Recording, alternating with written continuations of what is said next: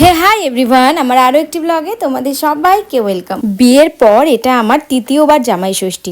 আর যে শাড়িটা পরে আছি আমি, সেই শাড়িটা দেখো কতটা সুন্দর। সেটা আমাকে মা দিয়েছে, আর হাতে যে শাড়িটা আছে সেটাও আমাকে মা দিয়েছে জামাই ষষ্ঠী উপলক্ষে। এবার তাড়াতাড়ি রেডি হয়ে আমাদের বেরোতে হবে, কারণ আমাদের বাড়িটা অনেকটা দূর, এ পাড়া থেকে ও পাড়া। তো আমাদের যেতে সময় লাগে মাত্র 5 থেকে 10 মিনিট।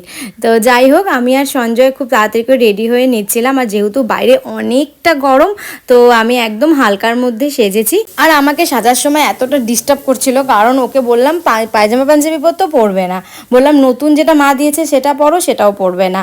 তো যাই হোক, সঞ্জয় এই শার্টটা, আমি এই শাড়িটা পরে এবার রওনা দিলাম বাড়ির দিকে। তার আগে বাজার করতে হবে, জামাই বলে কথা। আমাকে এক জায়গায় দাঁড় করিয়ে ও চলে গেল মাংস কিনতে। এবার মাংস কেনা হয়ে গেলে আমরা সোজা চলে যাব মাছ বাজারে। আর জানো তো, বছরে এই একটাই দিন, জামাই ষষ্ঠীর দিন, আমি সঞ্জয়ের সাথে মাছ বাজারে আসতে পারি। আর আমার খুব ভালো লাগে মাছ বাজারে আসতে। আর শুধু মাছ বাজারে না, আমার বাজার, সবজি বাজার, ফল বাজার সব কিছু করতেই খুব ভালো লাগে। এবার আমাদের সমস্ত বাজার হয়ে গেল আম নিয়ে। এবার আমরা চলে যাব বাড়িতে। আর গিয়ে দেখি মা আমাদের জন্য দাঁড়িয়ে আছে, ওয়েট করছিল কখন মেয়ে জামাই আসবে, কারণ তখন প্রায় বাজে 11:30। আর গিয়ে দেখি আমাদের মিলন মাসি, মানে রান্নার মাসি, রান্না করছে, আর মা ওকে সবজি কেটে দিচ্ছিল। আর মা অনেক জেদ করলো যে আমি একটু ঘুগনি বানিয়েছি, খা। তো আমি বাড়ির থেকে, আমি আর সঞ্জয় খেয়েই গেছি, তাও মা যেহেতু রিকোয়েস্ট করলো, তো তাই জন্য আমি আর সঞ্জয় একটু করে ঘুগনি খেয়ে নিলাম। আর বিশ্বাস করো, ঘুগনিটাও হয়েছিল সেই টেস্টি। এবার শুরু হলো সঞ্জয়ের বোরিং হওয়া, কারণ আমাদের বাড়িতে অনেক লোক আসার কথা, কেউ এখনো এসে পৌঁছায়নি। 12 থেকে মাসি মেশোর আসার কথা, ও একবার উপরতলা একবার নিচতলা এই করে যাচ্ছিল। তার মধ্যে মাকে জ্বালাচ্ছিল, আমাকে জ্বালাচ্ছিল, আর এদিকে যে পাখিকে আদর করছিল, ওকে জ্বালাচ্ছিল। তো এই গল্প করতে করতেই দেখি বাইরে গাড়ির আওয়াজ। তো আমি দৌড় দিয়ে গেলাম, গিয়ে দেখি দুষ্টু মাম, রিনা, দুষ্টু মেশো সবাই চলে এসছে।